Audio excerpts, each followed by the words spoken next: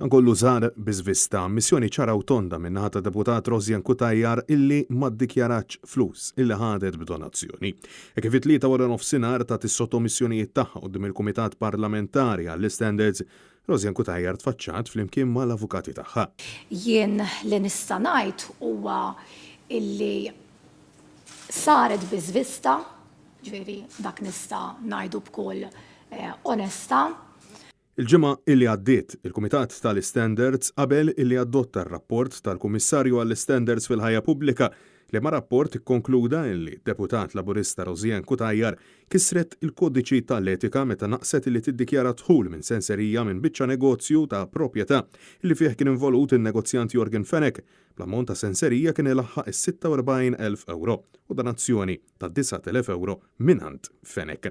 Akkumpanjata mill-avukati Edward Gatt u Mark Vassallo ma saħħu li Kutajjar ma kienx taf illi kellha tiddikjara rigali fid-dikjarazzjoni tal-assi. Kelli xtaqet wassal il-klient il-patroċinata tagħna huwa illi fil-waqt li jidrila illi l-kwistjoni hija waħda de minimis u hija waħda li saret purament biżvista anki għaliex fl-iktar stadji prematuri, jiġifieri fl-istadju meta kienet jisma' l-każ il-Kummissarju Hizler, qatt ma ċaħdet illi s-somma ta' 9,000 euro kienet ħadita u spjegat iċ-ċirkostanzi kif kienet ħadithom. Ġifieri qatt ma kien hemm min-naħa tagħha xi forma ta' kontestazzjoni. Madankollu jansistiet illi qatt ma rċevit regali biex taġevola lil xi ħadd politikament fil-waqt li ammettiet illi rċevit donazzjoni, dikjarazzjoni ripetuta mill-avukat tagħha jansistiet li għandha tiġi ġudikata mill-konklużjoni tal-investigazzjoni tal-Kummissarju tat-Taxxi Interni Marvin Gerti u mhux mir-rapport ta' George Hizler. Jiena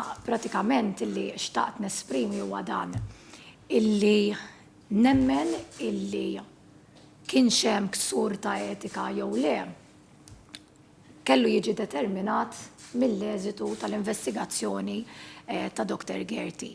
Fil-waqt illi lanqas biss ħasset il-ħtieġa tagħmel apoloġija għall-hekk imsejjaħ żball ġenwin. Fis-seduta tal-Kumitat il-Gvern kien rappreżentat mill-Ministru Edward Zammit Lewis u l-Whip Laburista Glenn Bedingfield fil-waqt li l-Oppożizzjoni kienet rappreżentata mid-Deputati Nazzjonalista Carola Aquilina u Therese Komodini Kakkija. Zammit Lewis iddefenda s-sottomissjoni ta' Kutajjar u sa' li diġà ħalset prezz politiku għall-aġir tagħha. Fil-waqt li d-Deputat Nazzjonalista Carol Aquilina insista li l-Kumitat għandu jżomm f'moħħu li d-Deputat tal-Labor ingħatat din id-donazzjoni minn persuna li benefikat minn diversi kuntratti tal-Gvern u għaldaqstant għandha tiġi sospiża mill-Parlament Malti għal xahar bil-għan li verament jintbagħat messaġġ qawwi li dan l-aġir mhux aċċettabbli. Ta' min wieħed jinnota li sissa Kutajjar għadha ma emendax id-dikjarazzjoni ta' dħul tagħha mill-laqgħa ta' Ġimilu Lawn.